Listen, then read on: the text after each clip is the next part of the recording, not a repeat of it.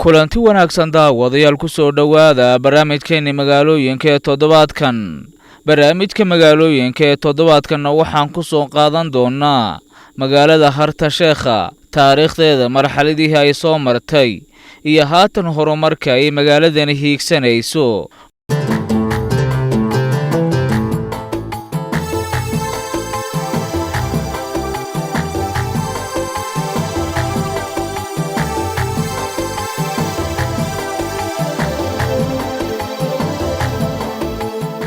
waxaa la sheegay in magaalada Harta Sheekha la aasaasay sanadkii 1940 oo ay degganaayeen culimo caan ka ahayd dhulka Soomaalida.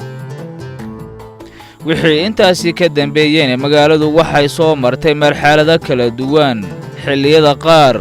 waxay ahayd goob ganacsi oo isku xidha Itoobiya iyo Soomaaliya, waxaana saameeyay dagaalkii 1977. waa kuwan qaar ka mid ah odayaasha Harta Sheekha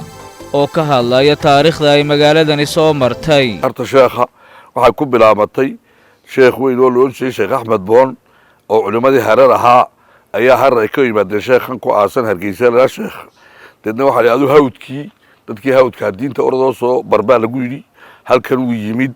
waxa ka ahaa nin asr garaad leeyahay ka boqor ha meesha haystay halkan uu degay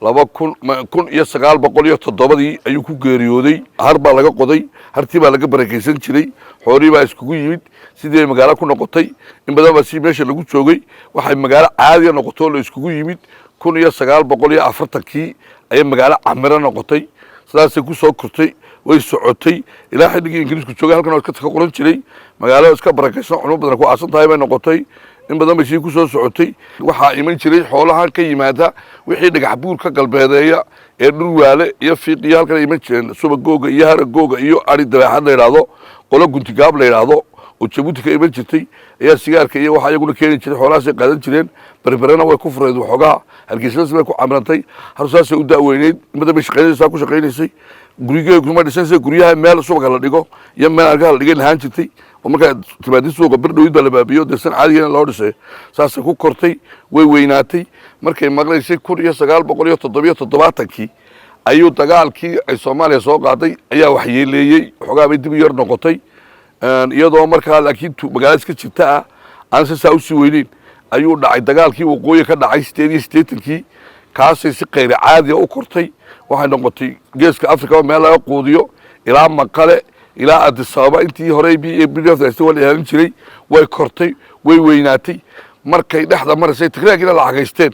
ayaa kililkeena ugu horeeyay Cabdirashiid Duule markuu ugu horeeyay ayaa lagu soo duulay. waa kontrabaan iyo waxba la yiri taasoo military baa la keenay xogaa dhibaato loo geystay. xilligii Cabdi Ilay qaybtiisa hore waxa yimid oo Ilaahay qiyaama ay soo joojiya 7 askari oo kala kaana waa military waa finaas oo kan finaaska caadiga waa kan kale tuutaale waxa qabtay isnaan federaalka la yiraahdo waa Malaysia waa kuwa New Gaar la yiraahdo kontrabanka baabiya intaas magaalada ku xiraayeen. magaalada gudaheeda dhowr jeer ka samaystaa xagga dadba mutawqiya xagga dadba tawqiya dhibaatooyin baa soo gaadhay xilliga hore Cabdi si adag bay soo gaadhay. wax qasabada ma aan lahayn booyadana waraabin jiray booyadii biyo noo keenay halka ku uriyeen keelaashe tabash baa meesha ka dhacay dhibaatooyin ma naga qabsatay. adigu xilli dambe oo la jabay 13 maamulka wax lagu xidhay 7 sanadood dhibaatooyin baa xilliga Cabdina soo gaadhay. xaaladaha magaaladan soo martay kulay taariikhi hore wala dhameeyay. anu yaroo gaabano magaalada baabeedii baan ka sheekayn sababta ku baabaday. magaalada waxay ahayd magaalo ganacsi oo ballaaran ayay ahayd. dawladdii duntay ee dhaweyd ee berigii dhaweyd dadka dhibaatooyinka ku sameysay ayaa horta dhibka u geysatay.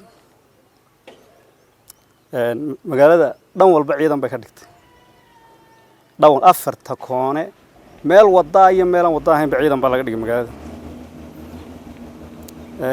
de magaalada taasina ganacsiyo socon karin waa la garanayaa.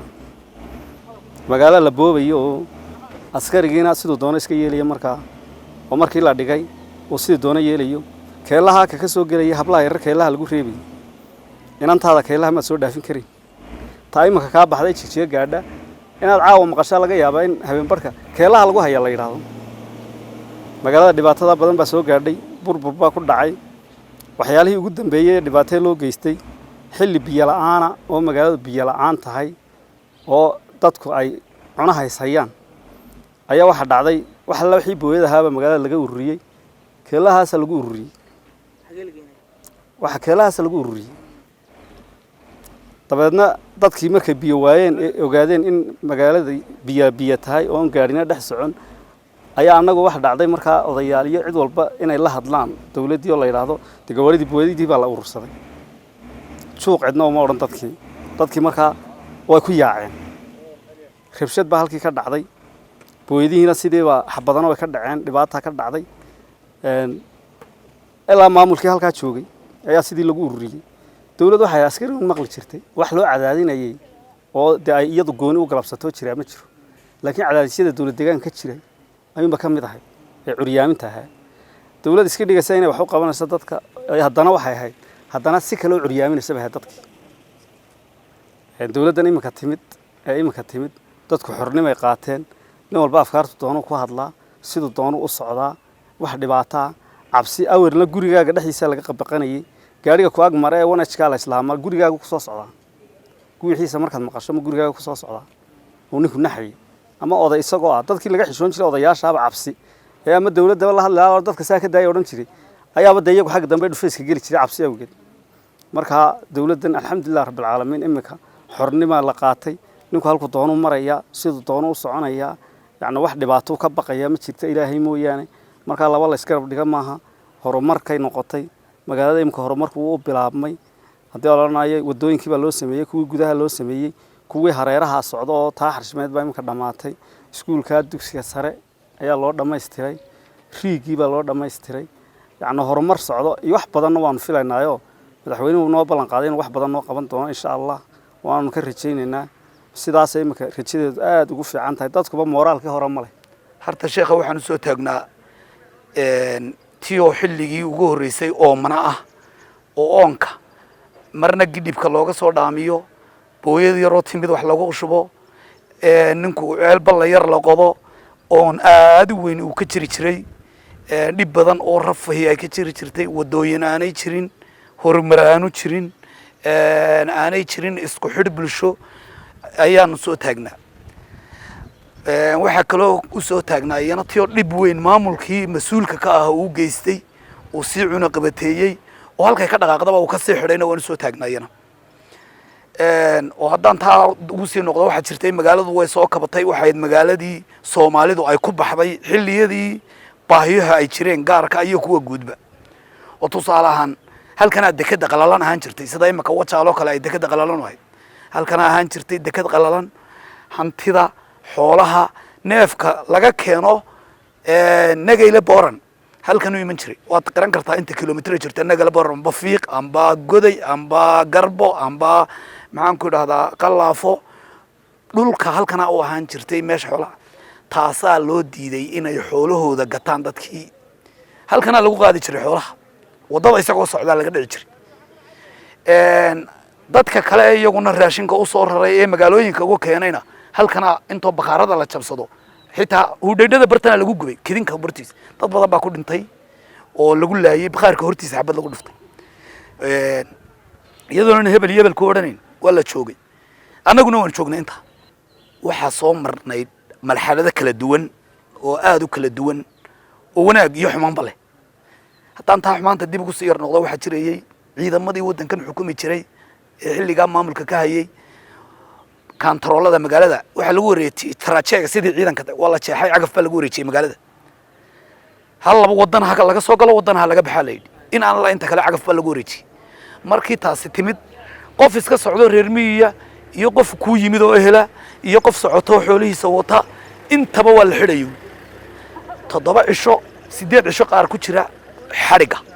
oo aan raashin loo geyn oo aan u tagi karin oo aan la hadli karin ayaa jiray dhibaatooyinka soo maray haddaan isdhaahdo 1 iyo 2 iyo 3 ma tirin karo ganacsiga ay baabiisay totally ba gaari soo gali karaaba ma jira leeyahay oo gaarigu inuu soo galo loo diiday ganacsiga horta gawaari baa wada kulay wax laga ganacsanaya ama xoolaha ha ahaato ama raashin ha ahaato de kulay waa wax noocaas oo wixiiba markaa dawladda markaa caqabad ku noqotay magaalada inay il xun u dhigto oo yacni ganacsigii joojiso ninka lafiisa u baqaya waxba ma ganacsan karo hadduu ninku cabsi hayso waxba ma ganacsan karo totally ba isaga lafiisa u cabsanaya de markaa sidaas dhacday argagax baa lagu sameeyay dadka argagax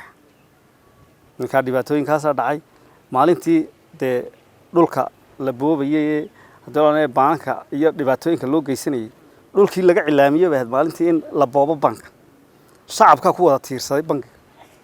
oo yiri wax bankiga annaga lacagteeda la boobi karaa ma jirto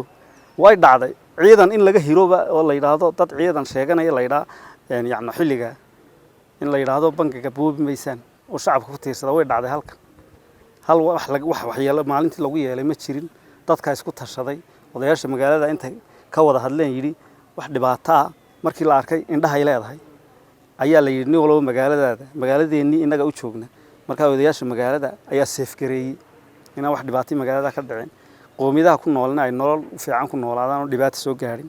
sidii bana ku nabad gashay sidoo kale odayaasha harta sheekh waxay sheegeen in maamulkii hore uu soo xidhay ilihii dhaqaale ee magaalada balse isbeddelkii kadib uu soo hagaagayo ganacsiga magaaladu ay caanka ku ahayd leyd bay yeelatay way iska camirantay intan imika uu dhacay ayay magaalo caadi oo salka laga fadhiyo noqotay riig baa loo soo saaray wadaa loo sameeyey dadkii baa si xore u nool markaa waa yar kadeedanay oo intaa cabdi xaggiisa hore si adag buu noo dhibay intii ka dambaysay imika waxay noqotay magaalo ilaahay ku tirsan waxay leedahay 13 geerish waxay leedahay 7 masaajid waxay leedahay intaasoo 14 wajo waxay leedahay 7 iskuul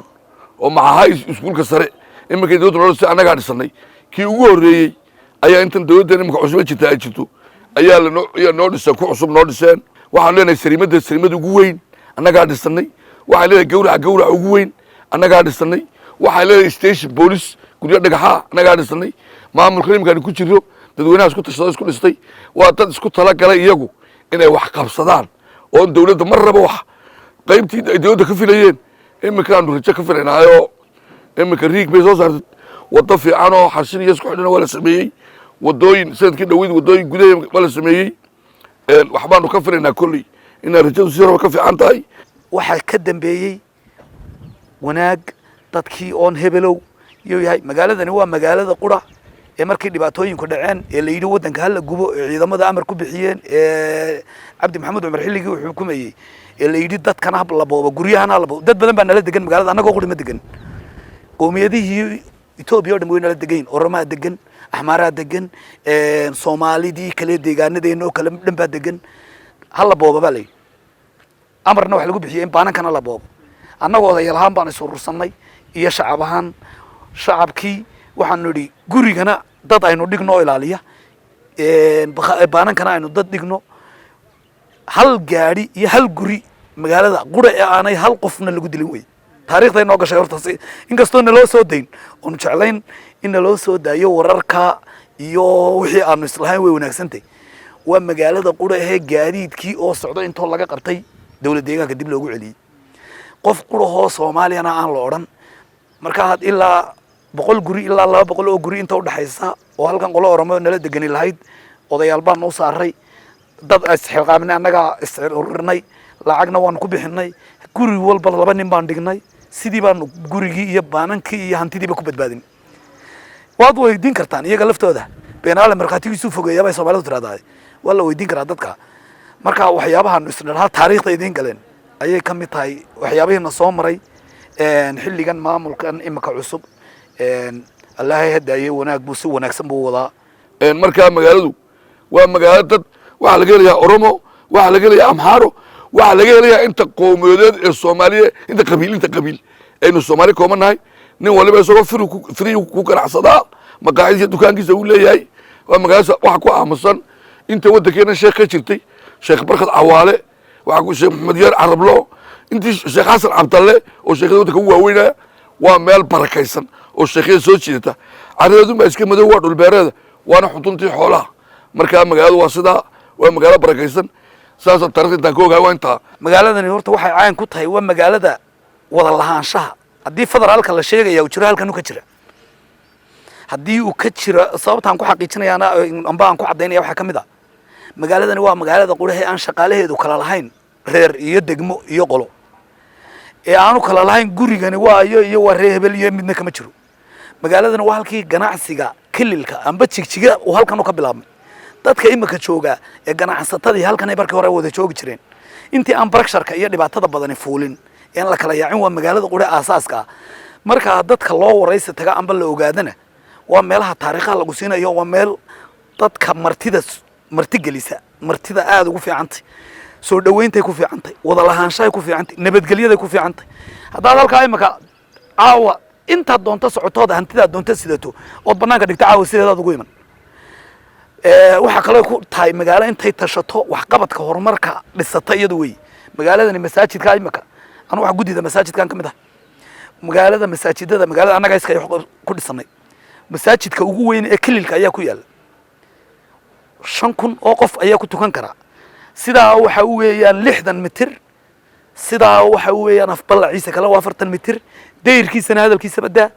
gacantaan ku dhisanay dawlad maanaan weydiin dhaqaale kale kama helin 7 masaajido magaalada anaga dhisanay iskuulada anaga dhisanay wadooyinka markii aanay iman wadadan shirkaddan imika qaadatay wadadu waxaan ahayn dadkii qurahaaya iyagu wadada ilaa halkan ilaa magaalada la yiraahdo Balleeyay ilaa xarshin u dhaxaysa si samaystay gaadiidka shacabka aban lacagta siinaynay kii tabarucina uu nala shaqeynayay wax qabadka waxaan intii dawladeen soo gaarisay idinku wax si qabsadaan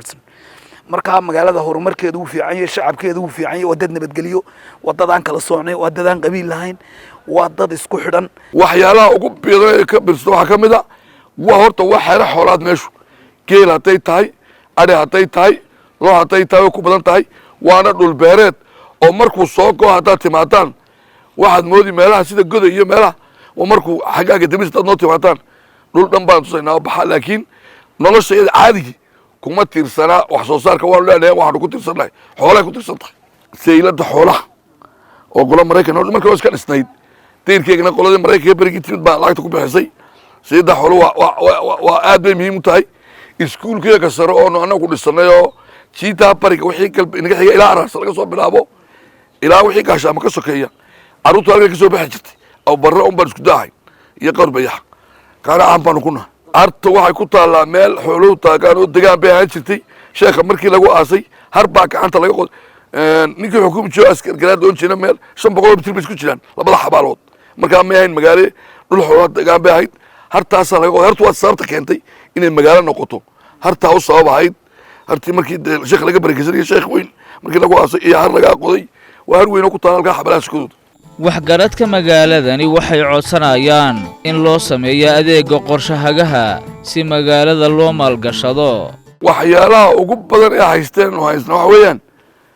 toon balaan 3 jeer baan jeebka ka sameeyay dawladdu waxba ma qabato anaga isku tala galay in toon balaan la siiyo in master balaan laga sameeyo magaalada gudaheega si guryaha iyaga aan iskaga bedelo dhagax uga dhigano oo baanasha la xidhiidho baanashi laba yaxba yimid 3 baa yimid way soo socdaan insha Allah waxyaalaha aad ugu ballaaran ay codsanaysay doonaysa magaalada waxa kamid ah horta leyrku aad buu ugu daciif yahay yaani wada yaro dheer un basaa loo mariyo magaalada baladkeedana wad yaabin maqnaashihiisa uu naga maqan yahay waxa ka daran maba gaarsiisna magaalada intaas 3,000 oo saacadood ay qaadan kari lahayd imikana 100 saacadood waxaan gaarin baa ugu jira guriga saacad ku jirtaba intaasoo nin baa ka talaashay 100 baa ka talaashay ama 150 baa ka talaashay marka waa leyd ciriiri jira in leydka naloo balaariyo talabaad inaan toon balayn sharciya aan helo waa midka labaad magaalada labada ugu culus ee jira waxa weeyaan leydka iyo inaan toon balayn sharciya helno waxyaalaha kale oo dhan badankiisu inuu nagu soo dhadhow yahay la moodaa oo xagga horumarka kale nagu soo socdo oo biyihii iyo waa kan riigu noo bilaabmay waxbarashadii xagga dhismaha waxbarashadii oo kale ee iskuulkii dugsiga sare iyo dawladdu kulay hawl adag way ku jirtaa aad bay ay shaqooyin badan uga qabanaysaa waxbuu noo muuqdaan waxaan laakiin imika aan leenahay ee noo yar muuqaneen doonayna in naloo qabto maanta halkan ka cilaameena waa toon balayn sharciya iyo inaan helo leergelinta ballaarinta leerka wax waliba taag bay leeyihiin bilowna way leeyihiin talyaaniga kuma ma jiray Roma maalin looma dhisin kulli way jirtaa kala horreyn iyo kala dambeyn laakiin waxaan jeclaan lahayn magaalada sida afkana looga yiraahdo ee naloo haysta manihin bal nala arko idinku idaacadiina soo dhex mara magaaladan ta ugu sii daran inaan haysaa waa bahalkaa laydhka oo haddii uu laba habeen laydh ma wada shidano magaaladuna dee laydhku horumarku ka mid yahay waxqabadku ka mid yahay waxyaabaha aanu qabsanay way badan yihiin waxaanu hadhayna wuu badan yihiin aad waxaan codsan lahayn laydhka iyo biyogelin iyo toomalaynka saddexdaa arrimood oo dhib weyn nagu haya way dadaalayaan maamulka jira oo dee togbataaggiibu rogmadaa laakiin qaabkii dawliga ahaa ee waxyaabaha qabadka shacabka ka midka ahaa waxyaabahan uga baahanay waxaa ka mid ah in naloo kordhiyo biyogelinta kaydadka toomalaynka wadooyinkii la sameeyo xafiisyadii dawladdu ku shaqayn lahayd laydhkanoo dee kumeel gaadhkana laga daayana laga dhigo laydh de Ethiopia leedahay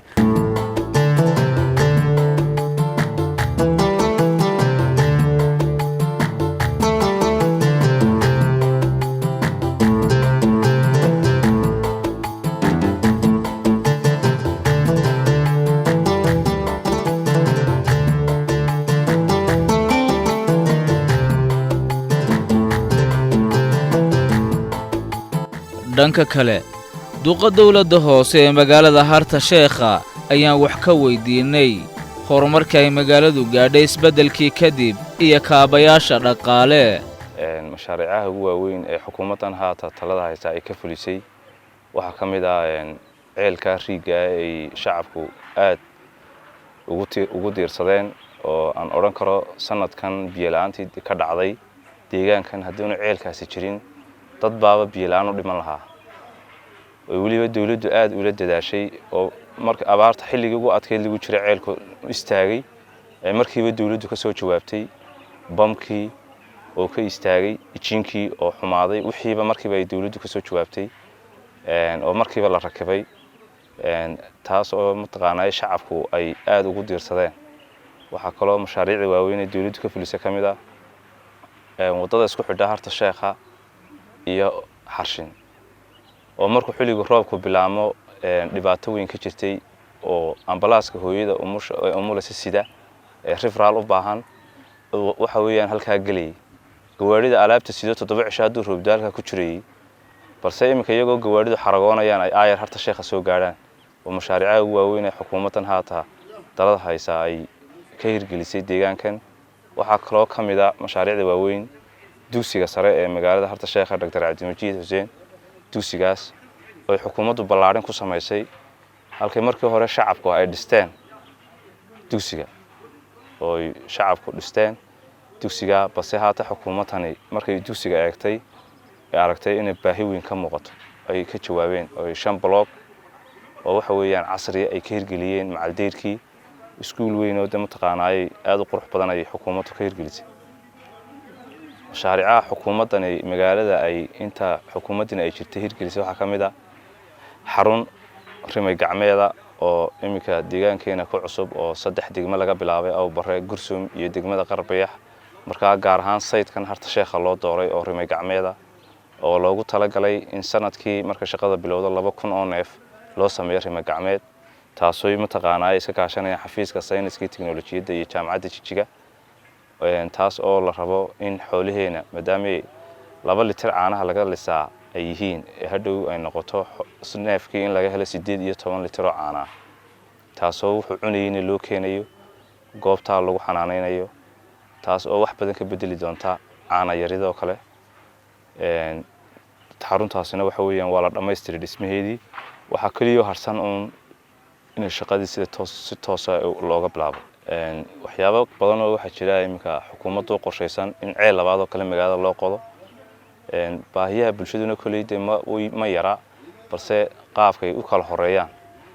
ayaa xukuumadda u qorsheysan inay u hirgeliso hadii aan la qadaro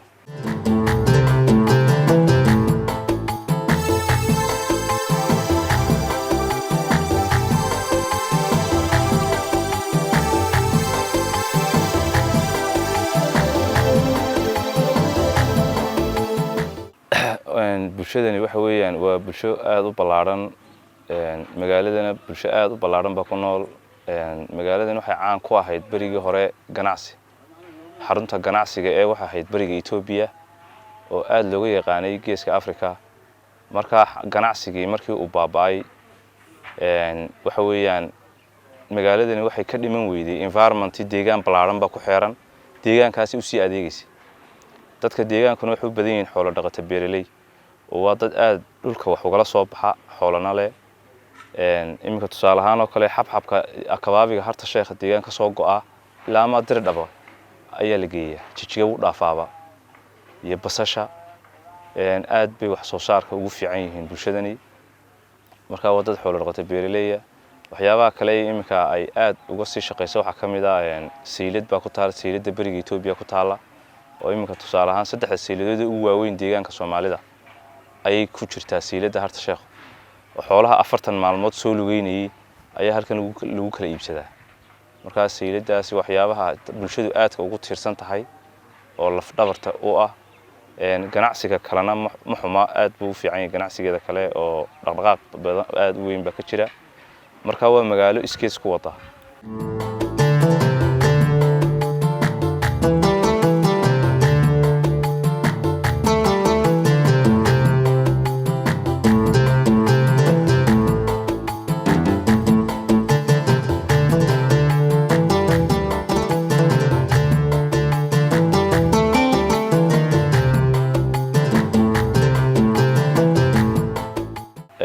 waxa weeyaan bulshada waxaan u sheegayaan ku baraarujinayaa maadaama xagga wax soo saarka ay deegaanka Soomaalida qaybtooda lixaad kale ka qaadan jireen inay dadaalkiisa laban laabaan oo yaani raxmaadka Ilaahay keenay ay ka faa'iideystaan oo wax soo saarkii mataqaanay laban laabaan iyo dadaalkii si mataqaanay ay noloshoodu wax iskaga bedesho taas ayaan aad ugu baraarujinaya waxa weeyaan xagga leerka oo runtood shacabka oo caqabad aad u weyn baa naga haysata marka waxa weeyaan kulay xukuumadda hata talada haysa waxa uga qorshaysan in leerka caqabadu harta sheekh oo kaliya ma waxa weeyaan magaalooyin badan baa saa uga cabanaya kulay xukuumadda waxa ka go'an inay wax ka bedesho kulay taana mas'uuliyiinta ka hor dhicmaaye mas'uuliyiinta heer deegaan ee ugu waaweyn ayaa mataqaanay qorshe cad kale in leerka meel la saaro maxaa yeelay bulshada saacado ku filan xitaa deegaanka gabigiisa waxa laga saacadihii loogu talagalay xaq u lahaayeen ma haystaan marka taasi waxa weeyaan xukuumadda ay waa qorshayaasha u yaal inay talaabo cad oo muuqata ay ka qaadaan xagga leerka taasta waxa weeyaan mas'uuliyiinta heer deegaan baan ka warsuganaa insha Allah biidnillaahi kariim master baleenka oo kale tusaale ahaan 2014 baan magaalada keenay maran mas'uulka ah sidan oo kale maayirka ah xafiiska horumarinta magaalooyinka intaan la xiriiray waliba ka maamulahan xiliga lacagta anaga ka maamulahan anaga iska shubnay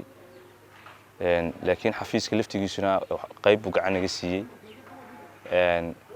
master baleki aan keenay nasiib wanaag xafiiska waan ka tagay si qaldan baa loo maamulay marka harta halkaas caqabad ka timid iminka si haatan waxa weeyaan sanadka cusub waxa noo qorshaysan ka maamulahan in xafiiska khusayso la kulano oo kala hadalno qaabkii master baleenka ugu macquulsan loogu hirgelin lahaa magaalada taasoo mataqaanaa iyadoon master baleen laga hirgelin ayna waxba dhaqaaq karinba aan cobblestone laga sameyn karin wada saxana laga hirgelin karin marka taas ka maamulaha way naga go'an tahay shacabkana waan ku baraarujinay inaan master baleen la'aan ayna magaalada suuro galin hawo yaraatay wax horumar dawladdu ayna keeni karinba oo wadooyinku ka mid yihiin marka taayada shacabku aad bay uga dharagsan yihiin wayna diyaar bayna u yihiin oo waxa weeyaan raga qaar baa ka oranaya gurigeyga ugu hordumi oo ka go'an tahay marka anaguna ka maamulahan sanadka cusub hadii la yiraahdo 2014 waxa noo qorshaysan in kow master baleen saxa magaalada aan ka hirgelino anaga oo xafiisyada khusayso ka hashanayna hadii la yiraahdo xagga tayleega waxa weeyaan magaaladu aad bay u fiican tahay inkastoo ay u baahan tahay in biraha lagu kordhiyo oo xaafadaha darafyada kale maadaama magaaladu aad u balaaran tahay network mararka qaar uu daciif yahay laakiin si horta isgaarsiintu caqabad aad u sii weyn kama taagna laakiin balaarin in lagu sameeyo iyo nidaamkan cusub ee 4G oo kale oo isagu iminka ku kooban un laamida aan qarab wax ka soo daadegin inuu isaga laftigiisa nidaamka 4G-ga uu na soo gaaro iyadana wax weeyaan mid laga maarmaana